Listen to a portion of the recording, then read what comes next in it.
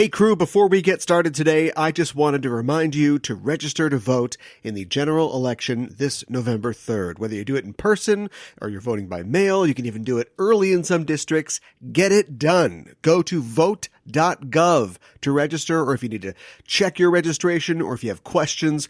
We're going to be talking about the election and politics next week on the show, but time is ticking away for you to apply for an absentee ballot if you want to vote that way. So you need to take care of that right now.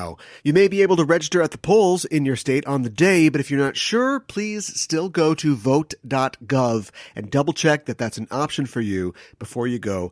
Make your voice heard. Vote.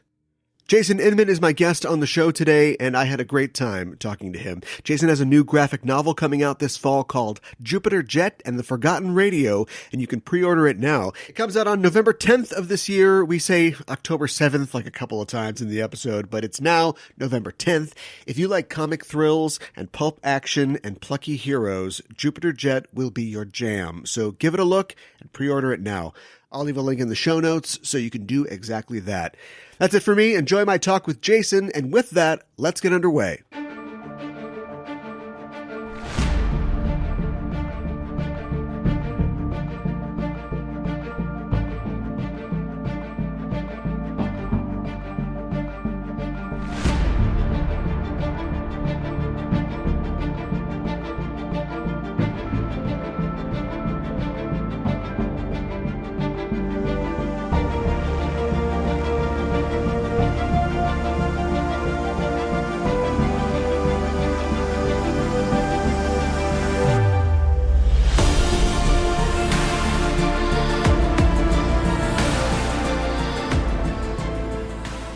Hailing frequencies open, and welcome to Enterprising Individuals, the Star Trek discussion podcast that boldly goes into excruciating detail about the series, characters, and stories of the Star Trek universe.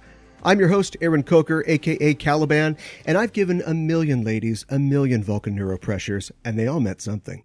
I'm joined on this episode by Jason Inman. Jason is a writer, producer, and presenter whose works include Science, The Elements of Dark Energy, and Super Soldiers, a salute to the comic book heroes and villains who fought for their country. He's also the co-host of the Geek History Lesson podcast, along with Ashley V. Robinson. His latest graphic novel, Jupiter Jet and the Forgotten Radio, comes out on October 7th. Jason, welcome to the show. Thanks for having me. Anytime we can talk about the NX-01 is a good time for me. I agree. Permission to come aboard granted. Yeah, open the docking port, my friend. Today we'll be talking about Similitude, the 10th episode of the 3rd season of Star Trek Enterprise. The mission of Starfleet is to go boldly, but there's a reason that boldness is a prerequisite. Discovering strange new worlds means that each one could present some new, unfamiliar hazard, and any new life and new civilizations that you encounter could become a future friend or a present enemy. The responsibility and the uncertainty of Starfleet service are magnified for the captain of a starship, who holds not only the success of the mission, but also the lives of the crew in their hands. And sometimes a commander may be forced to judge the value of one to be more precious than the other. But we'll talk about that a little later in the show. First, Jason, it's great to have you on the show, and I always ask first-time guests to the show how they first discovered Star Trek. How did you become a Star Trek fan? Well, this is going to date me a little bit, but you know, I first came to Star Trek with Encounter at Farpoint, Star Trek The Next Generation, because when that episode was premiering in 1987, it made all of the local news, the evening news at the time. Yeah. And my parents, who are not into science fiction, were like, we should check this out. We should watch it. Wow. And I remember on a Saturday night at 6 p.m. on the local KSN, the NBC affiliate, they aired Encounter at Farpoint. And my parents were out pretty quickly, and I was in for life. And I watched TNG every Saturday night at 6 p.m. You could not pull me away from it. And I was there, and I watched Deep Space Nine and Voyager and Enterprise. I had to watch at various different times because I was in college, of course, by that point. But that's truly how when Star Trek came back for the Next Generation, I was one of those people. That's amazing. I don't know if you were like regional or out in the sticks, but having it on NBC is incredible. It only made UHF where I was. Oh yeah, I was. I'm from like southeast Kansas, and KSN is like one of those stations where they're like, we're part of the 4 states, even though I know there's a lot of those areas across the United States. Yeah. But for me, that's like Missouri, Kansas, Oklahoma, and Arkansas, Okay, and that's I'm a in lot of like the territory. bottom corner of Kansas. Yeah. Okay. All right. Yeah, it was, I remember that it was on like the, one of the bigger UHF, stations in town, and they made a huge deal. I mean, of course, the marketing worked on your parents. It was a huge deal across the country, but they showed a lot of TOS, and there's a huge ramp up to it. So that's kind of what sucked me in at that time too. When I was a kid, man, I got so mad when they announced Star Trek Deep Space Nine and the ABC affiliate bought it Oh no. and put it on at Saturday late night. Like it was like 11:30 p.m. on Right. Saturday nights. And I was so furious, and I didn't understand syndication, of course. And I was like, why are these on different channels? Right. Yeah. At least they weren't in competing time slots, because then you're screwed with a VCR. Yeah, I was lucky with that. You're also heavily involved in comics. How did you become a comics fan? For me, again, it's all these like these. I mean, this is why big events or big new jumping on points really work. For me, weirdly, my jumping on point for comic books was the death of Superman. I knew you were going to say that. Yeah. Yep. I remember, again, it hit the news, and I remember going into a gas station not long after. And this is when gas stations had comic books, Right. and they had the entire collection of Death of Superman. Yeah. And I had to buy it. And I remember reading that for the first time and realizing that, like, oh, hey, here's Wonder Woman's here, and Batman's here, and Right. Green Lantern's here. And it was the first time that I realized that there was such a thing as a shared universe. I thought all these guys were in different universes, because to me, Star Trek was different from Star Wars. So Darth Vader never met Captain Picard. So for me, Batman never met Superman. But then when I saw them all in the same book, I was like hooked for life. I became like a continuity junkie. And I'm proud to say as well, I still own that copy, that trade paperback that I've read 1 billion times of The Death of Superman. That's nice. I'm sure it's fairly dog-eared at this point. It is. I got the Death of Superman creator Dan Jurgens to sign it a couple years ago, and yes, he was like, "Oh, this is very well read." Yeah, I love giving things to sign to creators, and they're like, "Are you sure?" Like the cover's like torn off. Yeah, but okay, sure. I remember. Somebody loves it though. Yeah, they love that. I remember that I had a friend who cut class that Wednesday or Tuesday, I think it was, when the Death of Superman, the actual death issue came out, and he had to get the black bagged one, with the little armband. With the S on the cover, and he was so convinced that was going to be worth so much money. And I mean, I guess 75 cents now. Yeah, they printed quite a few of them, as we all learned when we all bought 10 copies of X-Men #1. Yeah. So just trying to explain the speculator market to younger fans is difficult. A lot of tears involved. Do you have a favorite character, favorite comic character? For me, my favorite comic character is easily Richard Grayson, Nightwing. Now, of course, being from Kansas and growing up on a farm, a lot of people think it's Superman. Well, Superman's my number 2. Okay. The reason why I like Richard Grayson is because he's the first comic book character that comic book fans got to see grow up. Yeah. Mm-hmm. A lot of people think it's Peter Parker, and yeah, Peter Parker went to college and did all this stuff like that, but like this was the first sidekick to graduate to actual hero. And when Dick Grayson was created back in 1939, he was viewed as the audience, because a lot of people, all in the editors at National Comics at the time, as it was called, right, they thought that kids could not relate to Batman. So they introduced Robin because the audience could feel like, oh, they're Robin. They're with Batman on all his adventures. And so the fact that they grew this guy up, and also I like to say this, and when I worked for DC Comics a couple years back, one of the questions they ask you in the interview process is, who is your favorite DC Comics character? And I gave this explanation for Nightwing, as I said, Batman can never defeat crime, but he did take a scared 12-year-old boy and raised him until adulthood, and that boy went to lead the Justice League. Yeah. And that's Batman's greatest success, because Batman can never, no matter how hard he tries, snuff out crime. But he can make a scared, frightened boy into a functioning human being, into a real hero. And that's why he's my favorite character. Yeah. That's a great story. I wonder if people, if they know about that question and they think, oh, I've got to beat the question. How do I do this? I'm going to go in. I'm going to say Crazy Quilt, but I'm going to sell them on it. Like it's really gonna make sense. King. Yeah, right. Yeah, right. Of course, you've turned your love for comics into a career, having written several graphic novels and a work of nonfiction related to comics. And you also work for DC Comics hosting the DC All Access web show, which as a comics fan, that must have been something else. Yeah, it was like one of the greatest jobs in the world. In fact, it really didn't even feel like a job because I constantly got to interview and talk to people that I admired and was fans of. And to be honest with you, I think it did nothing but make me a better writer or make me a better creator, because here I was getting to pick the brains of people I admired. I know it was a great job. And also they gave me way too many Superman toys.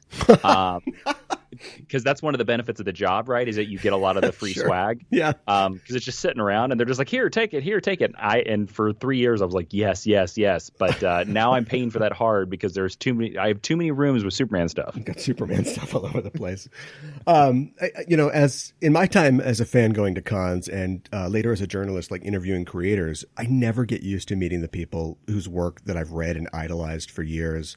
And that goes for Star Trek too. You know, there's a transition period when you meet somebody, famous. You go from knowing them as a personality and then becoming aware of them as, oh, this is like a real person. There's like a little switch, but there's still a disconnect for me. Yeah, I agree. But I find that most of those people, this is a trick that I learned very early on in my interviews, is that most of these people will give you better interviews when you just treat them as another person. Like you treat them as a friend that you treat them as a friend, even though it's the first time you've ever talked to them. Yeah. And when you treat it like that, people are very conversational and very comfortable. And, you can be a fan after. Yeah. After the interview. But if you're a fan before, that's where they're going to put their guard up. But yes, I understand. Like, there are some people that I'm still. Every time I got to talk to Jim Lee, or when I would pass Jim Lee in the hallway, I would be very nervous. I'd be like, working with Jim Lee. Yeah. The water cooler. Oh my God. Let's talk about Jupiter Jet. Sure. You've got a new graphic novel in the Jupiter Jet series. Tell me about Jupiter Jet and what inspired her. Well, Jupiter Jet all came from my co-writer, Ashley Victoria Robinson, when we were having dinner one night, and she just said, I've always wanted to write a character called Jupiter Jet. And as soon as she said that, for some reason, some synapse sparked in my brain, and I blurted out, she's a 16-year-old redhead girl with a jetpack. Okay. And she flies in space. And that's all I said. And then from there, it created this whole thing, and we came up with this epic, because in our dream world, Jupiter Jet is 5 volumes. She starts at 16, and she finishes at 20. Mm-hmm. So 16, 17, 18, 19, 20. This is why I write, folks. I'm not good at math. And it's all about, we wanted to take, because Jupiter Jet, for lack of a better term, isn't a superhero. Right. Although she's more of a retro steampunk superhero, like the Rocketeer kind of idea. Because in Volume 1, her drive is all about she can't pay the rent, and they're going to be kicked out of their home, and it's 1935. Okay. And so she's stealing from the rich and giving to the poor, and she gets into a lot of fights with her younger brother Chuck, who is 10, and her sidekick, when she wants to help out the neighborhood more than helping out her. And that's sort of the conflict of the first series. And in the first series, she learns the truth behind her home and her city, Olympic Heights, that she lives in, and what's really going on with the Praetors, who are sort of the alien villains that have robots and all these advanced machinery that sort of live around Olympic Heights. And she learns the real truth about them. And then Volume 2, it's a year jump. She's now 17. She's grown into her role as a superhero. So she's now famous. Everybody in Olympic Heights knows who Jupiter Jet is. They trust her. They think she's a really good hero. And that's not enough for her. And now she's like, you know what? I really want to find these Praetors, these aliens and these robots, and I want to root them out, and I want to fly up into orbit and to other planets, and I want to just stop them completely. And every adult in her life tells her the truth that all adults know, but when you're a teenager, you don't know, that the world doesn't work the way you think it does. Right. And that every task you take on is not going to be that simple. And that is the lesson that Jupiter Jet is going to fly right into in Jupiter Jet and the Forgotten Radio. And of course, as the title supposes, there is her little brother Chuck finds a device, a radio that has been broadcasting for years and also has a lot of other secret and super abilities that will help them in their task of defeating the Praetors. That's great. It seems like it has a really fun, like, pulp aesthetic. Were you a fan of pulps growing up? Yeah, yes, I'm very much a fan of. And this is one of the things that pulps did is like, I love the idea that you can hand a person a story and they don't need to know anything else. Yeah. And that's something that we try to do. Like, even though this is Jupiter Jet and the Forgotten Radio is volume 2, there's a reason why we didn't call it Jupiter Jet volume 2. Mm-hmm. Because we wanted it to be kind of like the Indiana Jones. Like, because you can watch Temple of Doom and you can watch Last Crusade without knowing the first one. Now, you get more if you've seen it. Sure. But like Jupiter Jet and the Forgotten Radio, you can read on its own. Like, there's a little bit of a recatch. And basically all you need to know is that she has a jetpack and she's a good guy. That's it. Yeah, or good right.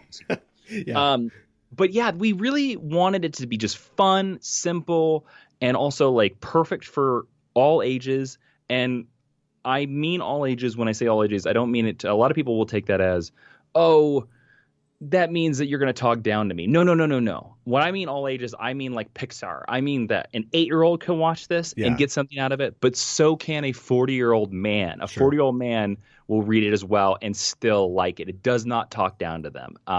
And that's what we really wanted to do. Like, we really wanted to make this fun, accessible adventure series for everyone. Yeah. As a kid that grew up in the grim and gritty 90s, I've been pleased to see that, many creators are making comics that embrace the fun adventure stories like the pulps, but with an updated sensibility featuring more female and POC characters too. Yeah, that was kind of the idea, like right out the gate. Was what we were thinking about. I mean, I will give you a spoiler. Jupiter Jet and the Forgotten Radio has a 9-panel grid in its second chapter featuring a cat. So if you're a cat fan, sign up. Okay. Sold. I like, too, that it sounds like it's following that similar path that you were talking about Nightwing being on, starting as a very nascent, like young, innocent hero and kind of learning a little bit about how the world works and how to be a superhero as she goes. Yeah, like our ultimate goal for Jupiter Jet is that by the time she finishes the series, she will be a fully actualized leader. Okay. Because I think that's what we want all of our leaders to be. We want them to be actual heroes. Yeah. And by the time she gets to the final volume, and by the way, we already know the final scene of this entire series. Like, we did a little J.K. Rowling Harry Potter thing where we were like, okay, what is the last scene of volume 5? And we already have basically already written it. It's in a document and we know exactly where we're going. Okay. And nobody, I think, is ever going to predict it in a million years. But that's exactly right. Like, this is the path of her, watching her grow up. Because if you read volume 1 of Jupiter Jet, she's very nervous and she's very unsure of herself. And she's even very unsure about being Jupiter Jet and being this hero. And in volume 2, she's like, nope, Jupiter Jet is who I am. And this is what I do, and I know how to do it better than anybody. That sounds great, and I hope that fans will take a time to check that out. Of course, it's coming out on October 7th of this year, and people can pre-order it. Yeah, you can pre-order at your local comic book shop or on Amazon, Walmart.com. And as most people should know, I hope they know, book pre-orders really matter. So if this sounds intriguing, please go pre-order it. Yeah, that sounds great. I want to talk quick about real-life heroes and your book Super Soldiers, which looks at the connections between military-themed heroes in comic books and real-life servicemen and women. Where'd the idea for that book come from? So I always had wanted to write sort of a book sort of combining and collaging my time in the military, because I'm a veteran of the United States Army. Mm-hmm. And I sort of lost connection with comic books right before I joined. Mm-hmm. I think we all do. I think a lot of people, when they get to their early adulthood or late teens, you sort of like, there's a time in your life, I think this happens for most comic fans, where you're like, comic books, really? I don't know. Yeah. Maybe girls are better, or maybe boys are better. Right. However you fall on that spectrum. And for me, I got back into comic books literally in Iraq. When I was deployed to Iraq in 2005, I got a care package in it with a Superman issue and an Ultimate X-Men issue. And the Ultimate X-Men issue, Wolverine had a soul patch and Nightcrawler was like an assassin. And I remember reading this being like, who are these X-Men? Yeah. What is going on here? Yeah. And I immediately like wrote my family and said, go find this Ultimate X-Men book and send me more because I really need to know what is going on. And that started me back into comic books. So ever since then, for me, there's a lot of connection between the military and comic books. And I thought the perfect way, there's a lot of military veterans actually in comic books as characters. And I thought it would be an interesting way to examine.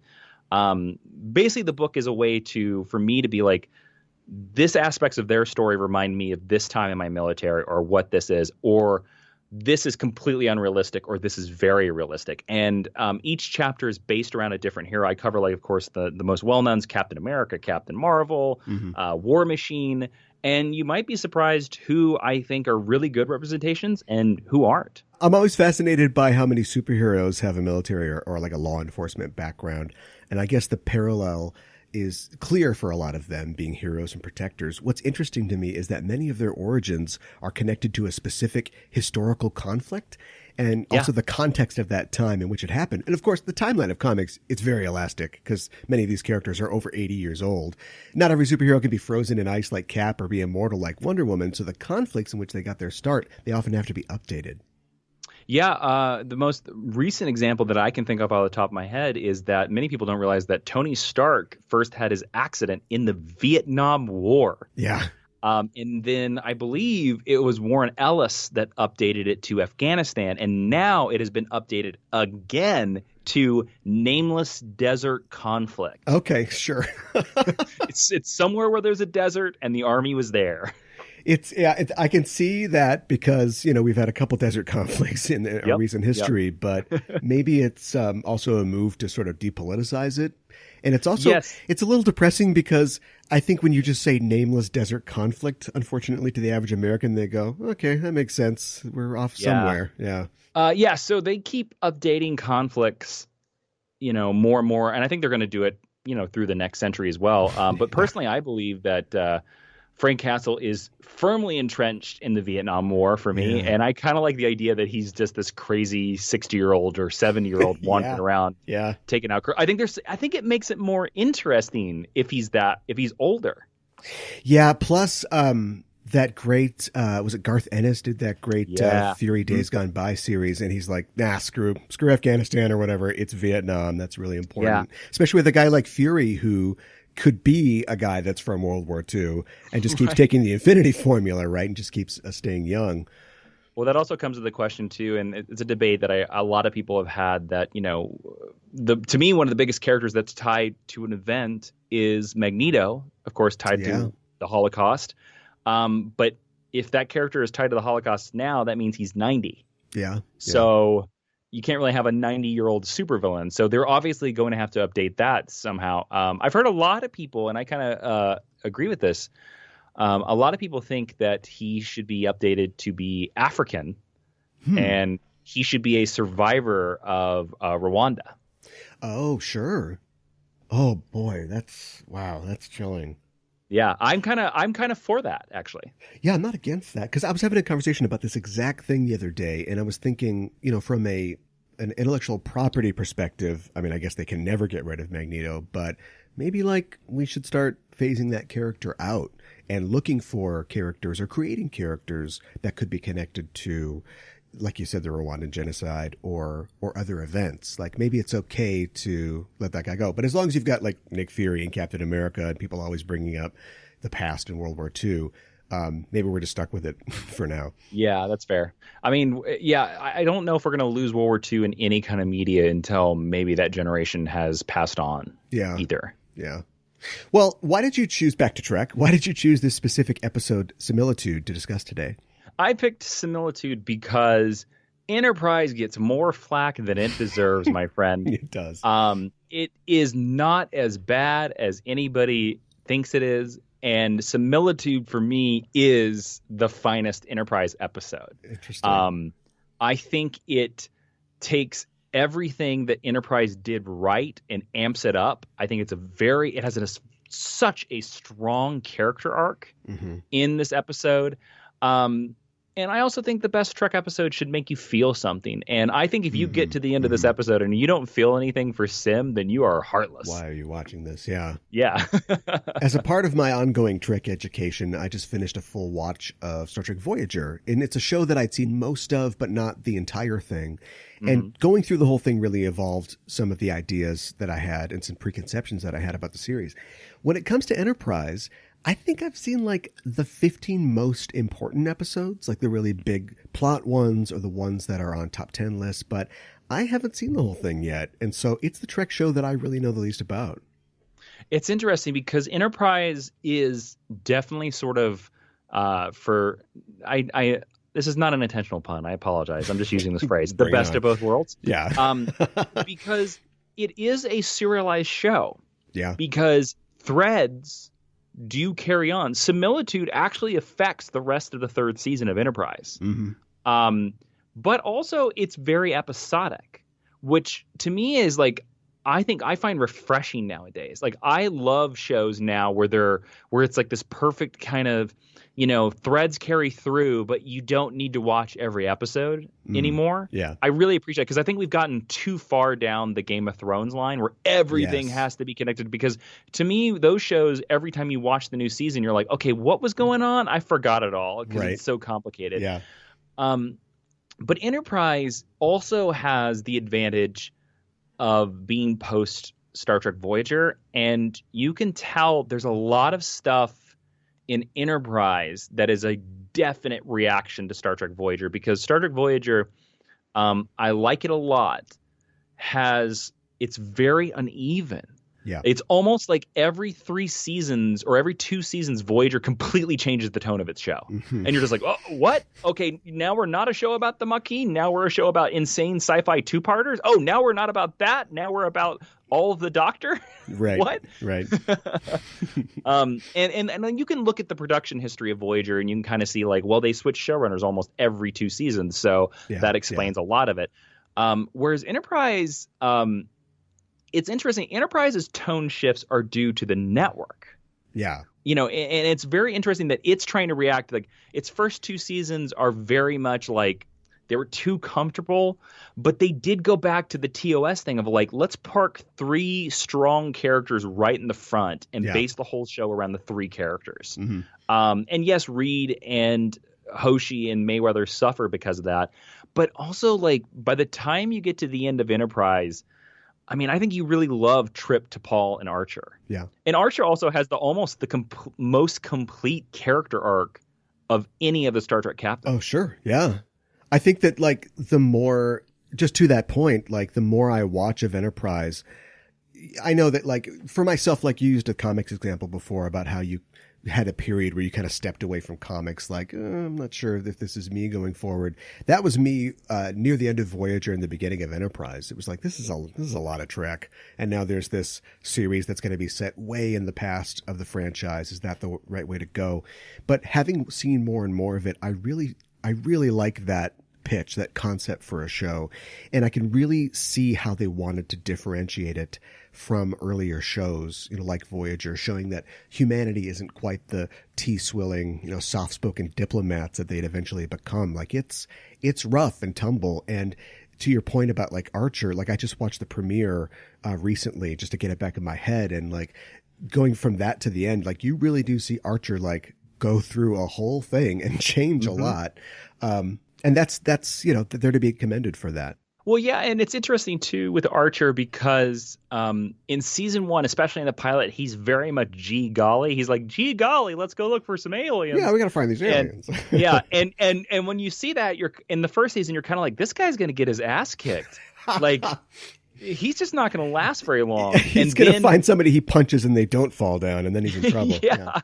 And then the Xindi arc turns him into like this just very, very Cisco-like captain, where it's almost like Cisco pushed to like 12. And then in the 4th season, he sort of finds the balance. Like he finds the balance between the hard-nosed military man and the explorer.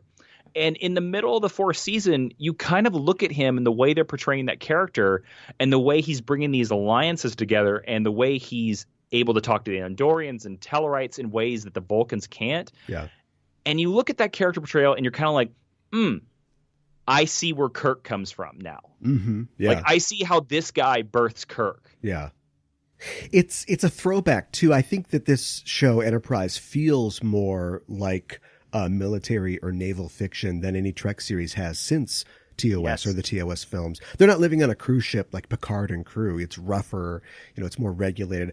When I was watching the premiere, like there was a whole sequence that's basically set up like a submarine movie, where the Enterprise is hiding from the Suliban and they're dodging depth charges like in Das Boot. And I never thought of it as like, oh, this is like totally a submarine movie. That's what they're doing. There's a great episode in the second season of Enterprise called The Catwalk. Mm-hmm. And a lot of people don't like it, but I really do, because it's the idea that they find this phenomenon. There's some sort of plasma storm or cosmic whatever that they don't have. If they had shields, they'd be fine, but they don't. They only have hull plating. Yeah. So the only place of the NX-01 that can take that radiation that will just kill them instantly is the radiation shielding of the nacelles. Mm-hmm. So the entire ship, they abandon the entire ship and they go live in the catwalk for like 2 weeks. And, and then of course there's a complication because they discover like, oh, wait a minute, somebody turned on the warp engine. Someone's on our ship. Oh no. But a lot of the episode is this, I think there's only 86 people on the NX-01. Yeah. Like it's 86 people all living in one of the nacelles. Tubes. Yeah. I like that Archer feels more like a sea captain to me too, like with his privileges of rank. He can bring his dog. He gets T-bone steaks. Well, presumably the crewmen are eating reconstituted protein. In Picard's time, everybody can have a steak, but your rank and your position affects much more the kind of life that you're living in the 22nd century. Yeah, very much so. It also feels, and this is something I really appreciate, it feels more like you're watching NASA astronauts. Mm-hmm. Which I really do. Like, I actually love the uniforms of Enterprise. I think they're a nice, like, I like how they echo the TNG era uniforms, but like they look very utilitarian. Although there are a lot of zippers and pockets in weird places. Yeah, that's the one gripe. But I think they look great, and I love the idea. I love the idea of there's a very early episode in season 1 where they land on their first planet and Archer brings his dog and they're like, let's take pictures. And you're like, yeah, that's what real people would be like when you go to the first alien planet ever. Yeah. And also because of that, I also think that's the reason why this crew is the one that sometimes goes to the most extremes, because Gene Roddenberry always called Star Trek wagon train to the stars. And in a lot of ways, Enterprise feels like a cowboy show, more so than the original series. Like, there are a lot of times in Enterprise where these people are like, shoot him dead. Yeah. Shoot him dead. Right. But because they have no help, they're the only ship out there. Yeah. That's their only choice. Yeah. Nobody's coming. Yeah. Yeah. Nobody, they cannot, If the episode, the TNG episode, have you seen Disaster? Yeah. Okay, when the whole ship just shuts down, and they're on their own, and they have to crawl, they have to hope that Data's head can turn the engines back on. Yeah. That ain't happening in Enterprise. In Enterprise, if the whole ship shuts down, they dead. Yeah, they're out of luck. I got to ask you before we move on, the really important question: are you pro-theme or anti-theme? Oh man. That's the most divisive issue, probably. I'll say this. I like the song. Yeah. I don't like the version they use. Interesting. Okay. Because if you listen to the lyrics, I think it does fit the show. But I don't know why they were like, let's go for a Southern rock tone. Right. Like, I don't know why they chose that. I think if somebody just had a nice guitar, get rid of the electric. Like, I think if you had like a Bob Seger type with just an acoustic guitar singing the song, oh man, it'd work. I think it really worked. Oh, I want to hear that. So blow the whole budget. I don't care. I want to hear that so bad. But I will say this: I do think Enterprise has the best opening credits of every Star Trek show, just because that montage and the way it's edited is gorgeous. Yeah. They knew exactly what they wanted, and I do think it works really well. But also, I will say this to defend the theme a little bit. By that point, we'd had TNG, DS9, and Voyager. And DS9 and Voyager, although DS9 is my favorite Trek series, DS9 and Voyager in a lot of ways just kind of repeated the same stuff that TNG. So we had a decade of the same type of storytelling. And you can tell right out the gate that with Enterprise, they're like, we need to do something different. Yeah. We need to do something that will re-energize fans. And for all of Enterprise's lows, and I fully admit Enterprise has a lot of lows, Enterprise also has a lot of highs. And because of their changing the format and taking chances and, putting this terrible theme song, I would say that about 7 out of 10 times their chances worked. Yeah.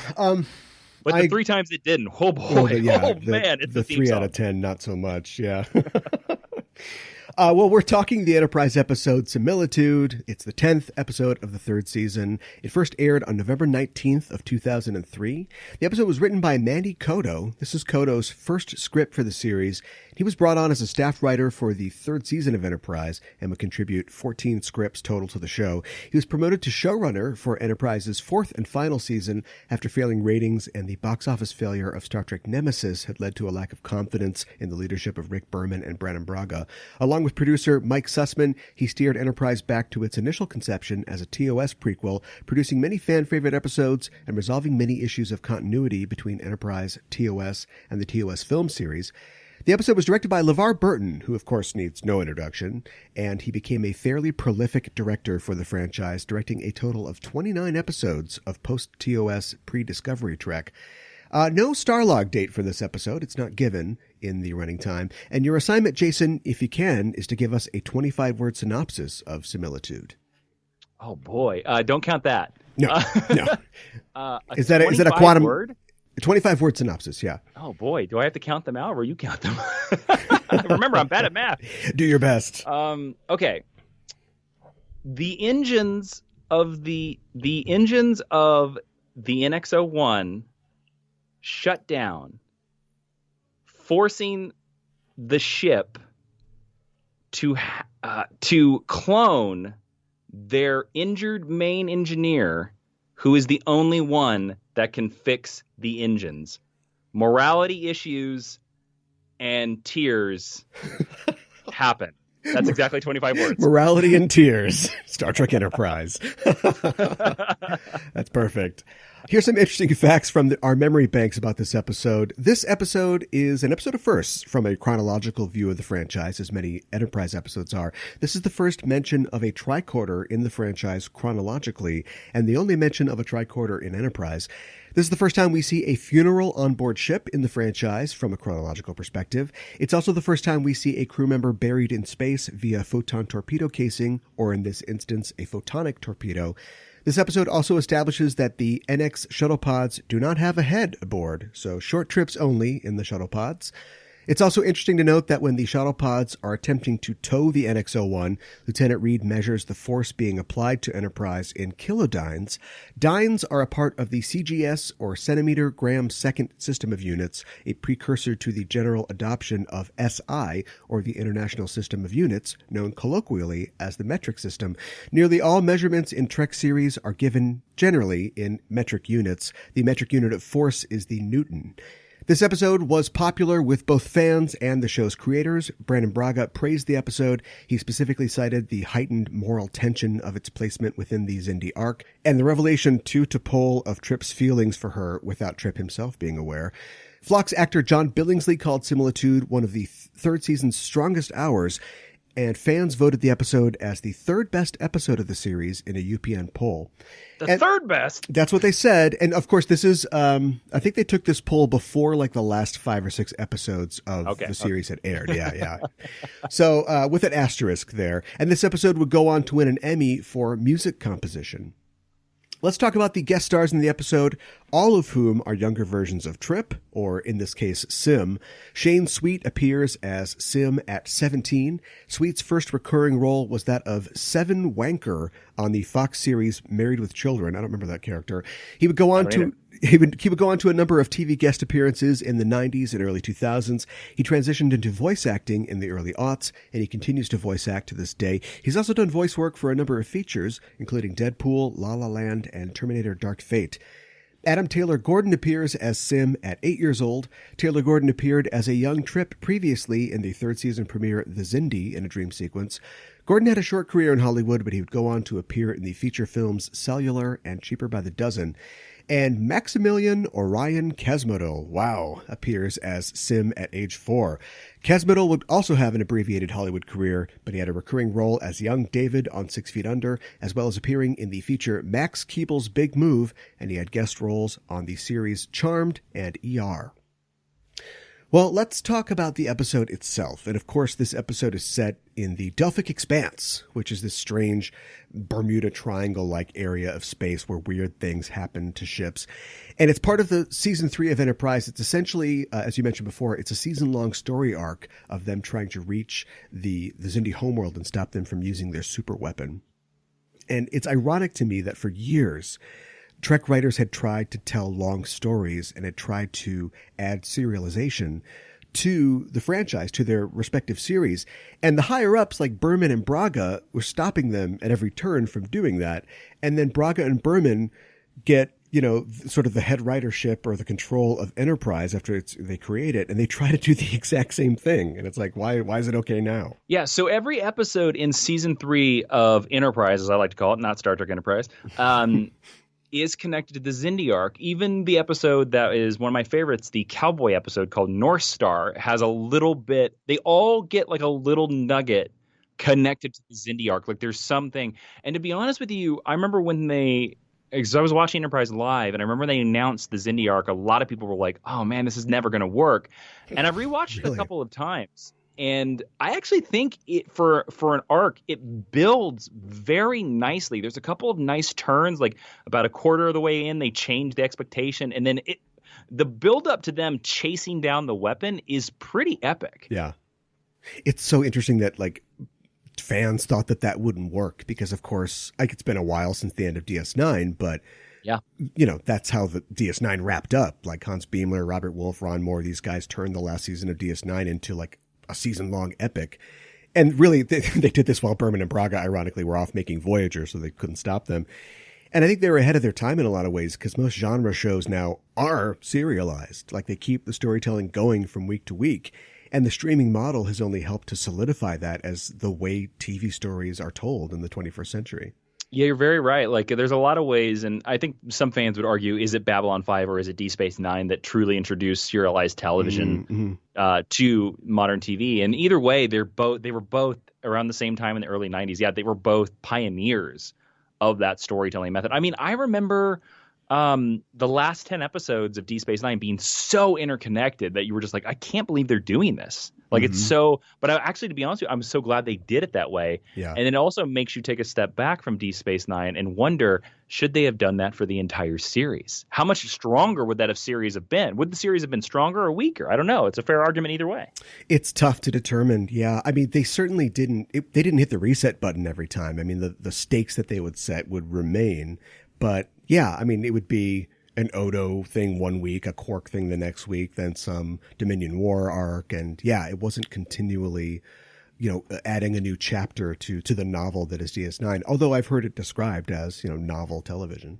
Well, the other thing about it, too, is that I would make the argument to several people that I think that Voyager would have been so much stronger if it had been serialized. There's the classic story of Voyager. I don't know if it's one of the reasons, because Ronald Moore, before he went off and created Battlestar Galactica, was a writer on Star Trek Voyager. Right. And they were trying to pitch the entire 4th season as Year of Hell.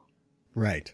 They wanted to do it every episode and like bang the ship up and stuff like that. And Braun, I think Rick Berman said no. And I've always heard that as the story of that's what made Ronald D. Moore be like, I'm out for Star Trek. I'm going to make Battlestar Galactica. Bye. Yep. Yeah. And if you notice, Battlestar Galactica picks up a lot of those threads. Yeah, it really does.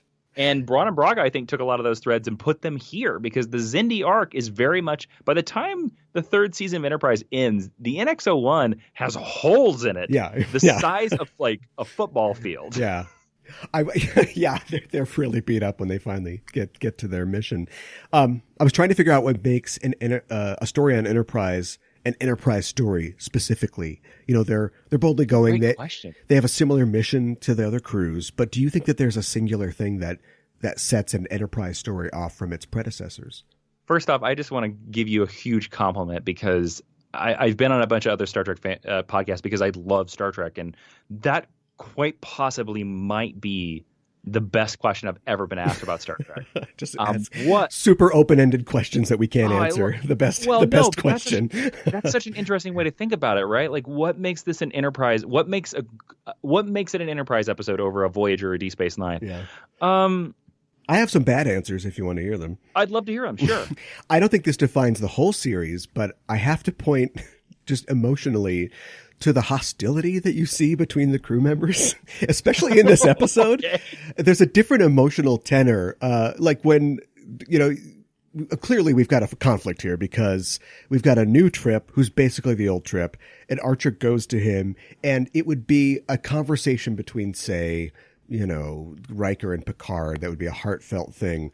But instead, Trip's like, what, are you going to put a gun to my head? And Archer's like, if you were really Trip, you'd know the answer to that. It's like, whoa, you guys are, he's a different Trip, but you guys are friends still. Come on. What's going on here? Dial it down. It's interesting. Yeah, that line is a little far, but also that line is a little bit closer to the pioneer aspect we talked about, where Archer has no choice. Archer needs that engine. And it's the idea of like, if I got to shoot this Trip clone to get it, I'm going to do it because otherwise we're all dead. If Star Trek is Wagon Train, maybe this is Star Trek's Rifleman. This is Star Trek's, I would almost say, Donner Party. Or Oregon Trail. Like Oregon Trail. There we go. Yeah, they have to succeed, or else everybody's going to get scurvy. Yeah, yeah, or dysentery. Yeah. Yeah, maybe not. They're going to eat each other. Although there was that Vulcan episode in The Expanse where the Vulcans, I guarantee you, ate each other. Yeah. You know, for me, I think you kind of hit on something. But instead of the aggression, I would say that I think what makes an Enterprise episode an Enterprise, or what distinguishes it, is the heart. Mm-hmm. I think Enterprise wears its emotionality and its heart on its sleeve more so than any other Trek series. And I don't mean like the melodrama that Discovery does sometimes. I think that's something that Discovery is very guilty of, is it goes flat out melodrama very quickly. But I think that's what's on sale. I don't think that they're sinning necessarily. Yeah. And I would almost say that that's more of a symptom of just modern television than Discovery. Yeah. But Enterprise very much does this thing where if a character is sad, they make sure we know it. Yeah. And if a character is angry, they make sure we know it.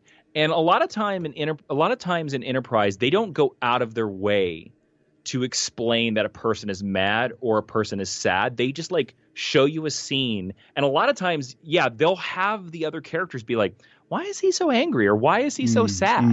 You know, but they won't have the character state it. Yeah. And I also think that is a reasoning because of the previous 3 series that were almost emotionless.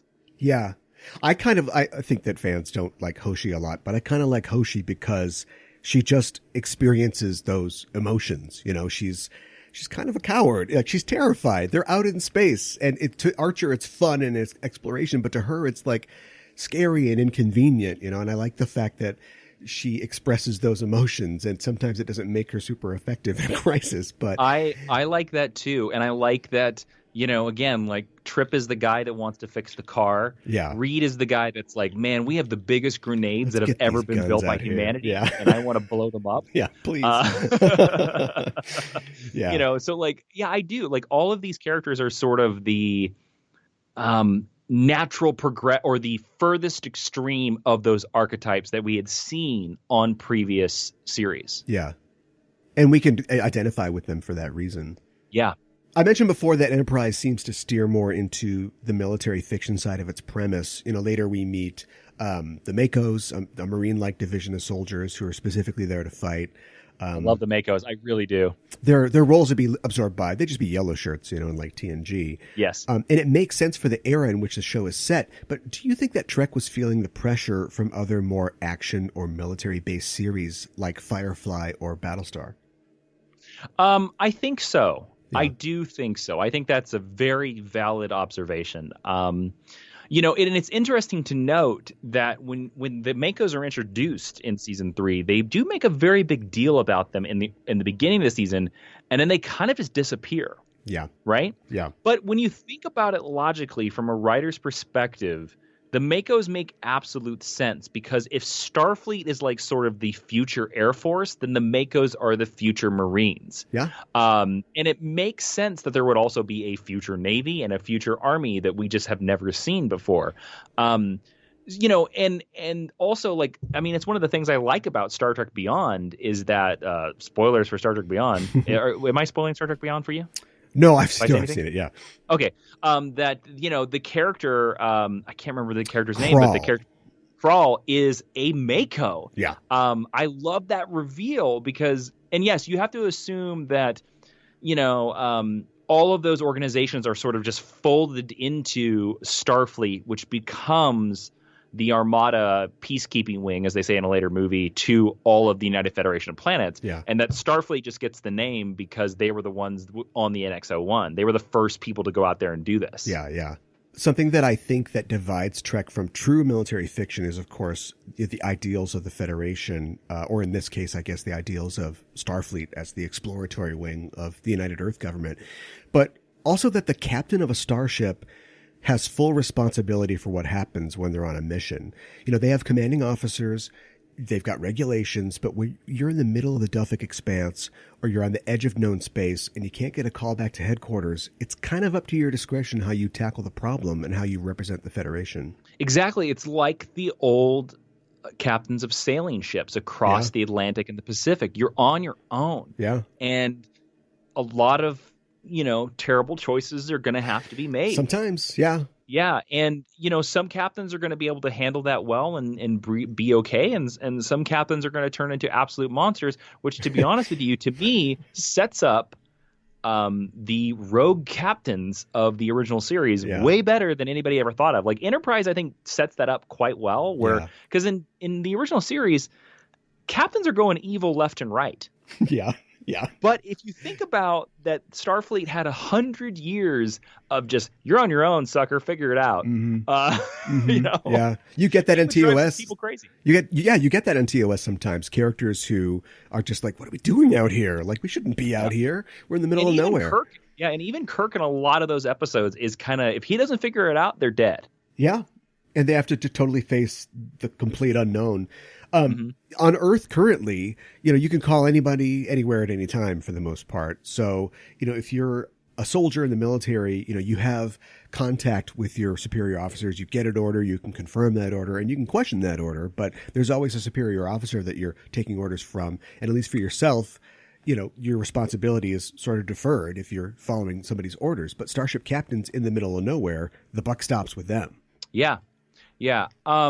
And that leads to this idea of this ethical conundrum that makes this series like so real. I mean, it's so interesting because it was sort of a sci-fi, I don't want to say trope, but again, I don't have a better word. In the early mid 2000s, when cloning was like starting to become very real. Yeah. And there is a bunch of other science fiction storylines. There's an Andrew Garfield movie, I believe, kind of about the same thing. That's about an organ farm. Yes. And it's about these people. I cannot remember the name of that movie. But Never it's Let Me Go. There you go. Yes. There you go. And it's so like this thread was sort of coming up a lot in science fiction. And so I appreciate that Star Trek had its finger on the pulse and was sort of like, oh, what's our version of this? Which led to this episode, because those to me are always the best Star Trek episodes, are the ones where it's like, what is the consciousness of the world sort of thinking about? Let's work that out through science fiction. Yeah. Star Trek is always about what's going on right now today. And that's the situation that we see in this episode. Like Archer has to make this tough decision, And let's be honest, it's super questionable from an ethical perspective. I was very questionable. I was describing the plot of the episode to my girlfriend, and I was telling her, yeah, so the doctor tells Archer they can make a clone of Trip, and they can take brain parts from him to fix the original Trip. And the clone, he has a 2-week lifespan. And she's like, oh yeah, that's super ethical. Yeah. Our Star Trek heroes. But the scenario that Archer finds himself in, which is, we can do this and basically sell a piece of our souls and watch our friend die. But the alternative to that is we all die. The mission fails. All of Earth looks like Florida does now. And there is no choice for Archer. Nobody's coming to help. Like, this is all they can do. Yeah, and that's the interesting thing, right, about it is that if you are the leader put in that position, if your mission fails, all 8 billion people or 9 billion people, or I don't know how many people are on Earth in the 22nd century, sure, die. They're all dead. If you fail. So to be honest with you, it's like, and the only way you can succeed in your mission is you need your main engineer. Then, to be honest with you, this seems like a pretty easy answer. It's funny because, and maybe this is something that I do more than other people or writers do a lot, I would say, is because a lot of times you have to put yourself into the boots of the character you're thinking about. Sure. And I find a lot of times viewers were just automatically like, I can't see it from his viewpoint. That's terrible. That's not ethical.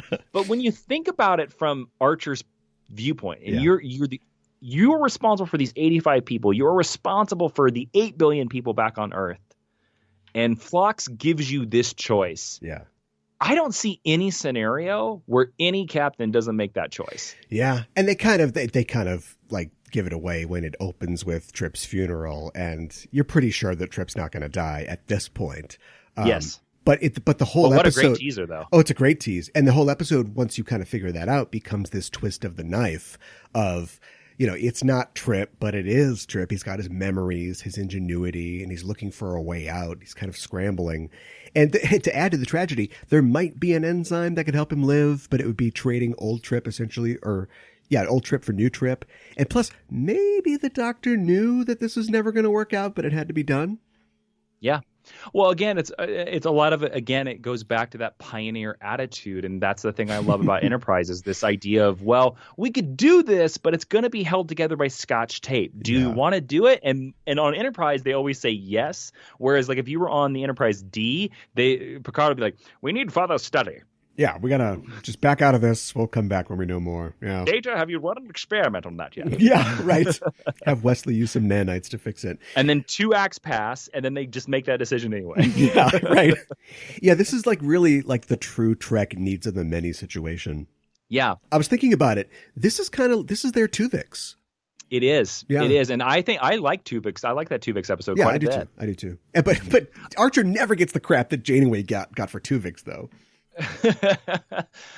That is fair. I guess the difference is that Sim had a ticking clock, whereas Tuvix didn't. Like Tuvix could have lived a very long life. Oh, sure.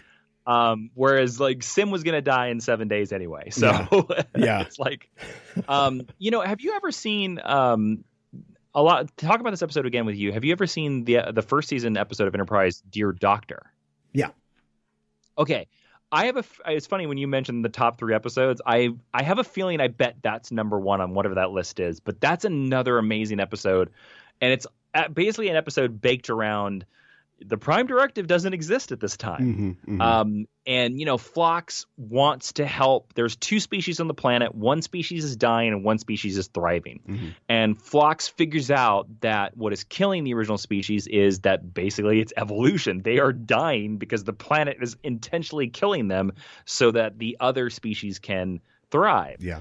And Archer's like, we got to help the more civilized, the more, rich, the more civilized, the more richer, the more futuristic species instead of the caveman species. And right. Phlox refuses, and it leads into this big argument. Yeah. And it's such a brilliant episode. And Archer finally decides to go with Phlox. But again, it's one of those things where like we only like that episode because we know what the Prime Directive is. Or we know that in this universe, they work by the rules of this Prime Directive, this non-interference clause. Yeah. But in modern day, I don't know if any nation state on Earth would side with Phlox. I almost think all of them would side with Archer. Yeah, I think we've seen that play out in history again and again. Yeah, right? Yeah. But we have the benefit of knowing like what the Star Trek is. And it's interesting because I kind of feel the issue in Similitude is very same, although it's baked in with a lot more emotion because again, like I love what they do with Sim. The writing on Sim is so good. And I'm so glad that you brought up the music earlier too, because I have like the soundtracks for Enterprise. Oh, really? Wow. And the score for this episode is, I would put it down in, it is one of Star Trek's best episodic scores. That's it's something that I don't know. Sometimes they talk about like stage elements like lighting and scenery. If you're noticing them, they're not doing a good job because they're taking away from the drama. But like the music is something that often you don't think to listen to or you sort of miss unless it's being, showcased or framed, like the theme or something like that. And Trek, all the composers on Trek do such a good job of putting a bed down for the drama that's happening. This is a pretty good Phlox episode. Just in general, and I like the kind of moral swings or the swing in situations that he has because he's the one who sort of creates this out of one of his weird creatures, in his sick bay, and then he has to raise him, which he does very tenderly, but he does it knowing that he'll have to, eventually kill him essentially, or at least watch him die, and when he's, doing his medical log and he's kind of cradling the baby. And first I want to know, where'd they get a baby bottle from? They can't replicate anything.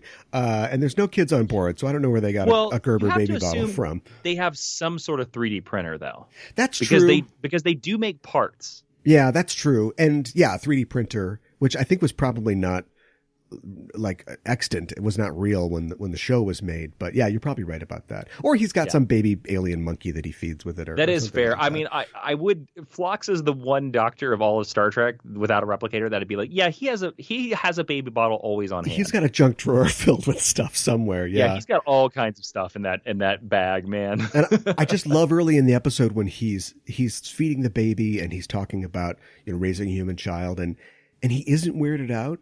And like T'Pol and Archer are just like, ugh, they want nothing to do with this, but they're like weirded out that he's not weirded out.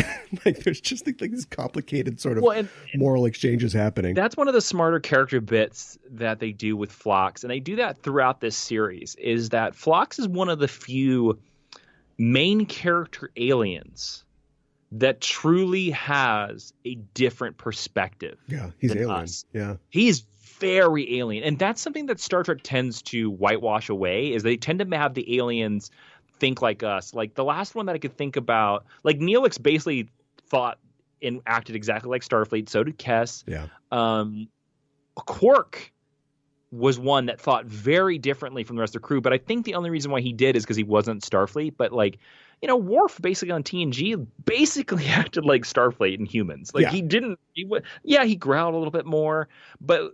And he wanted to punch people more, but he kind of thought like how Starfleet did. So Phlox to, be so accepting. And of course there are early episodes of Enterprise where they were trying to get their sex factor up, where Phlox was just like, yeah, let's just have sex with everyone. Yeah. And they played that to great effect with the crew being weirded out by that. But for Phlox, he was like, look, I come from a place where everybody has 3 wives and 3 husbands. This is okay. Yeah. Yeah, we're just different. Don't get weirded out. It's just normal. Yeah. I actually think that Phlox, Dr. Phlox, amazingly played by John Billingsley, is actually one of the best Star Trek characters of all the series. Yeah. He's so talented, and we tend to give the glory, laud, and honor to actors who, show a lot of range or yelling or very dramatic, but it's tough to play a character with such an even temper and yet give it shades, and give it different degrees. And he does a really good job at that. Yes, he does. Yeah.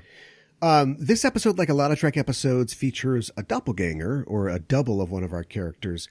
And I like how they continue to use the long tradition of using somebody who looks like our familiar character to forward a storyline that's kind of marking time for the regular characters.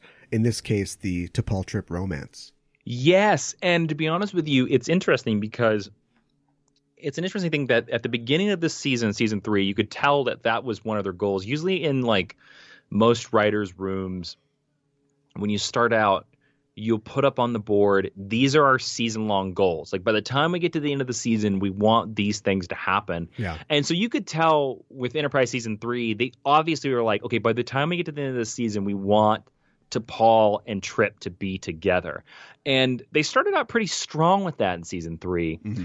And they kind of put it in the back burner until this episode. And this episode is actually the reason why. Like, this is the episode that forces both of these characters to be honest with how they feel about each other. Yeah. And they do that because, there's no better focus than death. Like, if you don't say it now, you'll never get to say it. Yeah. And it's funny because when you first invited me to be on this podcast like a couple months ago, I started with this episode, and then I went forward and rewatched all the rest of Enterprise. Oh, really? Sorry. Oh no, it's fine. I actually quite enjoyed it again. But for future episodes, when the previously on Enterprise, they would show the kiss from this episode in multiple previously on Enterprises. Yeah. They always do that. They use clones or time displaced characters, or doubles or something to like get that kiss in or have somebody confess something to somebody.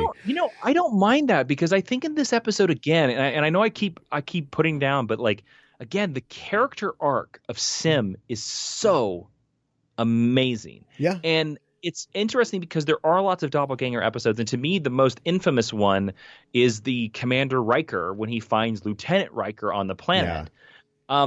And a lot of that episode falls flat. To be honest with you, when I end that episode, I'm kind of like, I don't care about Thomas Riker. I really don't care.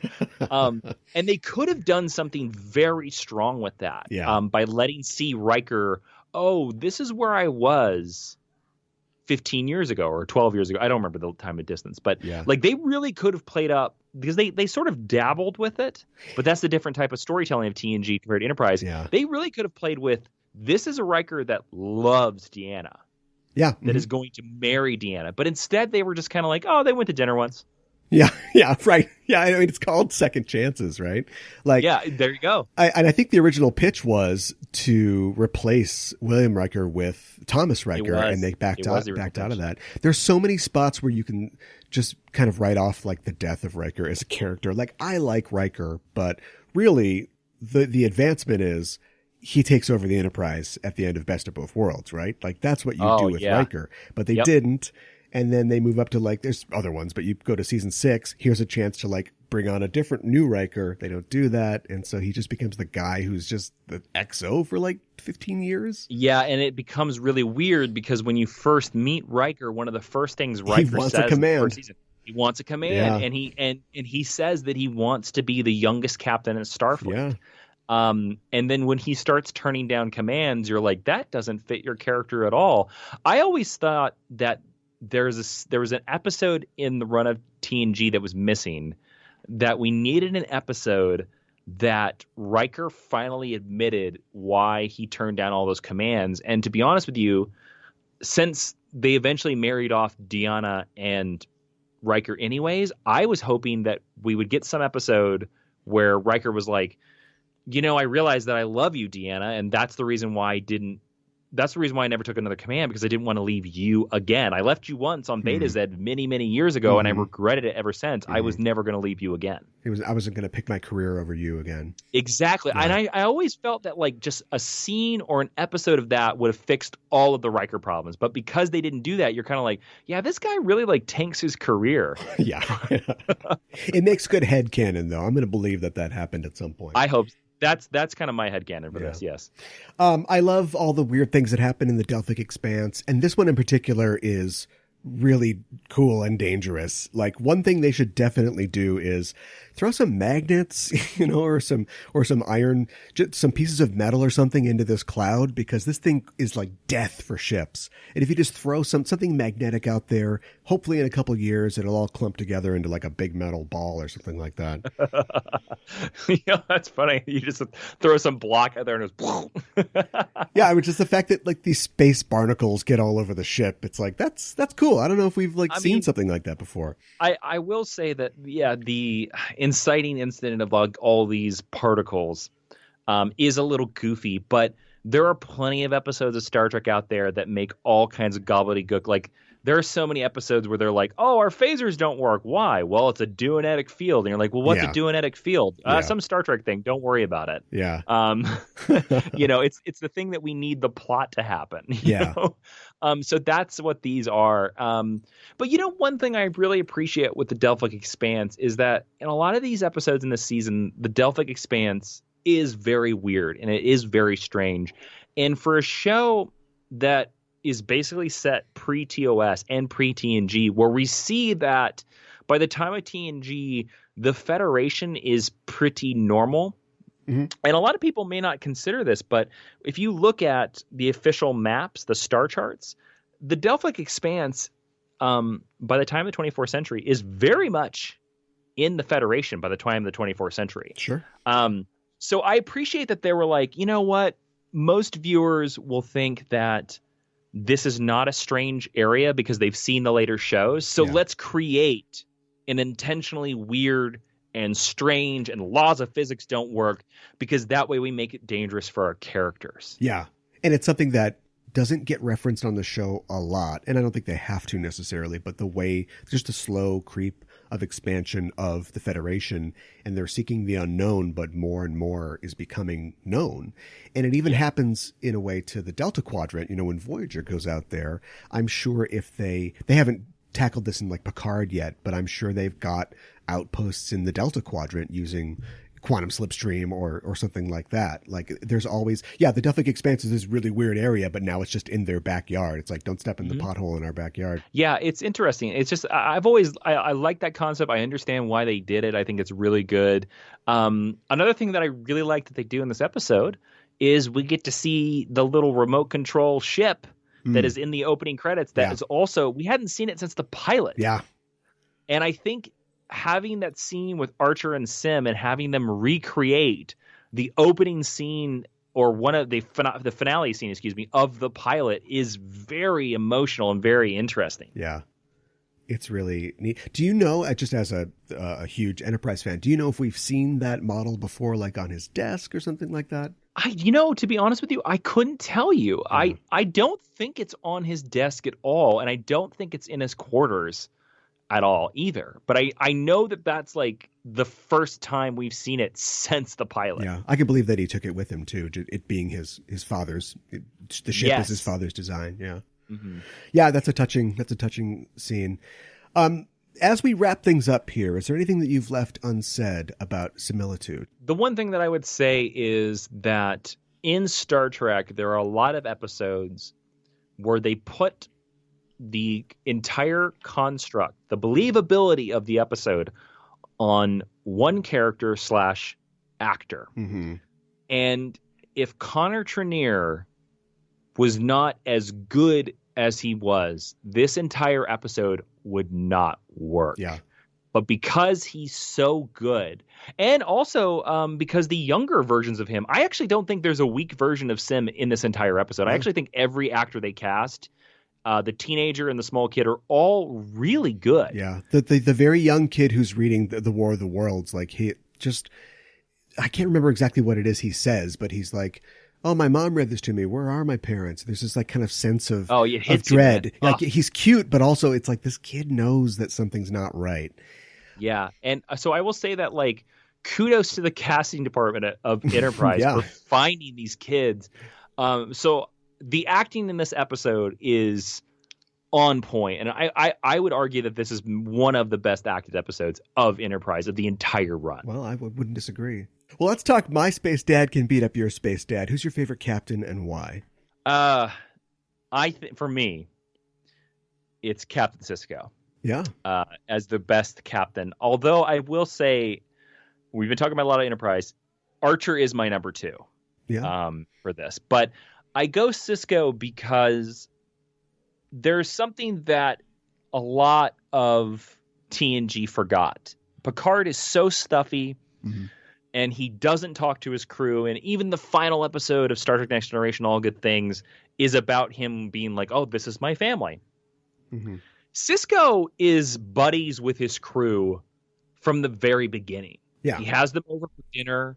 He goes to the holodeck with them.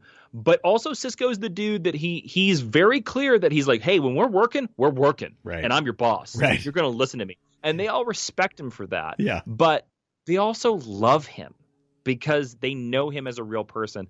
Sisko is very much like a real military commander. Interesting.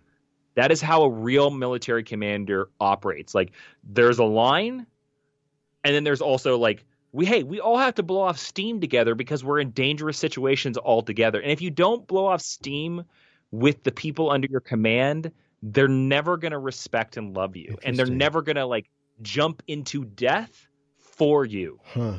And I've always had the feeling that with Picard, that like many people under his command would just be like, yeah, whatever, dude, go ahead and die. Okay. All right. Yeah. They'd be like, whatever, man. Okay, go drink some more tea. Whereas Sisko, I think they 100% earn. I think they do that. They do a very good job with that with Janeway too. Like Janeway is friends with her crew, but also there's a line. Yeah. There's a line. Yeah. And that's how you operate as a military commander. And that's why also Archer is my number 2, is because Archer, very early in the first season, they make it very, we don't get to see all of them, but they make it very clear that Archer has dinner with a different member of the crew every night. Oh. So like for the first year of their mission, he's like calling a different person into the captain's mess and just chatting with them. That's cool. And you're like, that's exactly what a military commander would do, because you want to know who is your crew, yeah, and what are they good at. Yeah. And also who am I ordering to go to that scary planet? And, yeah, right. Exactly. Yeah, it informs that a little bit too, right? Yeah. Like the minute you learn that Hoshi's afraid of everything, you're not going to send her into the deep dark. Yeah, you just stay on the bridge. Yeah. Yeah. Whereas like Trip is like, I volunteer for everything, Captain. Okay, go, Trip. All right, Trip. Come back in one piece. Yeah. Now that we've reached the end of the show, you'll receive a commission and the rank of ensign. What department on the ship do you work in? Because I'm an ensign and I can decide to have my options open, as we've seen on the latest episode of Lower Decks. Yes. I'm going to go with engineering. Okay. Because when I watched TNG back in the day, I always thought Geordi had the best job. Although I will tell you, the minute I become lieutenant commander, I'm switching to command. Oh, okay. And that's kind of like the opposite path of Geordi, because he was in command in a red shirt originally, and then saw that open spot on the chief engineering thing. It's actually the path of Sisko. Remember, Sisko started out in engineering. That's right. And that worked out. Eventually, it's kind of a crooked path, but he got there. Pretty well. He got there in the end. Well. Spent maybe too many years at Utopia Planitia, but it worked out. Yeah. Well, Ensign Inman, thanks for joining me to talk about Star Trek and the Star Trek universe. If people want to continue the conversation, and they can, at EISTpod on Twitter and the Enterprising Individuals Facebook page, where can people find you online? You can find me on Facebook, Instagram, and YouTube at Jawin. That's Jawin, or just Google Jason Inman. Jawin is a code name that I came up in high school that I thought was cool because it's Jason William Inman. It's all three of my names. Okay. Yeah, so that's where you can find everything, including the podcast, Geek History Lesson, which is every single week. We've done a lot of Star Trek episodes, actually. Really? That's great. When you pick them, what criteria do you pick them for? Generally, we tie them around, like what's going on in the world. Like when Leonard Nimoy passed away, we decided to do the top 5 Spock episodes and stuff like that. So it's not that often, but we like to always tie it into what is going on in the world and how can we connect that to Star Trek. Sure. So get a geek history lesson from there. And also Jupiter Jet and the Forgotten Radio is coming out on October 7th of this year. Yes, and please pre-order that if you've enjoyed any of my answers. And if you haven't, please pre-order anyways. Do it anyways.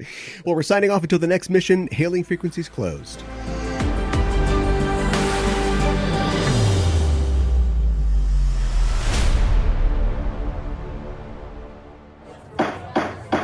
Your Honor, a courtroom is a crucible. In it we burn away irrelevancies until we are left with a pure product, the truth, for all time. Oh man, this is so intense. Data's on trial for his life. I know. This episode, The Measure of a Man, is based on the Supreme Court's Dred Scott decision of 1857. And every week on Backtracking, we take a look at the real-world events that inspired classic Star Trek episodes.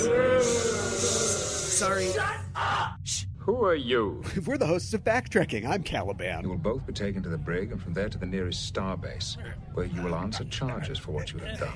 And I'm Gooey Fame. This is not a game. This is life and death. You can follow us on Twitter. Backtrekking is available wherever you listen to podcasts. You go f*** yourself.